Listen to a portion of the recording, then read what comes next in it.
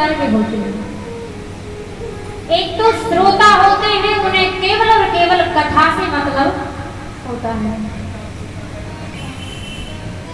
बड़े मन से कथा को सुनते हैं। और दूसरे होते हैं श्रोता, जो कथा में आते हैं और सो जाते हैं। कथा में भी बढ़िया नींद आती है। किसी ने एक संत से पूछा कि एक बात बताओ, घर में इतना आराम रहता है फिर भी नींद नहीं आती जितनी बढ़िया कथा में नींद आती है। संत ने कहा कि आप भगवान के आंगन में पहुंच भर जाइए, आपको जो आराम कहीं नहीं मिलेगा वो भगवान के आंगन में मिलेगा। भले आप कथा को नहीं सुनो लेकिन सो ही जाओ तो ही बड़ी बातें कम से कम आए तो सेठ जी जैसे ही सहारा लेकर के सो जाते हैं तो ये सोता हुए।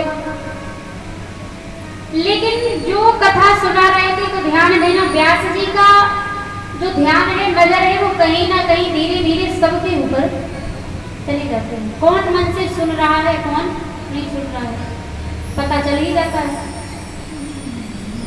एक दिन तो व्यास जी ने कुछ नहीं कहा, सेठ जी खूब सोते रहे, कोई बात नहीं। कथा को सुनकर के आए, घर लौट कर के सेठानी ने पूछा कि कथा में आनंद आया? और ध्यान देना, जिसको आनंद आया कथा में समझ लो उसके हृदय में स्वयं परमात्मा आकर के विराजमान हो गए, क्योंकि भगवान का नाम ही आनंद है। तभी तो हम और आप कहते हैं कि नंद घर आनंद भयो। ये क्यों नहीं कहते कि कृष्ण भयो?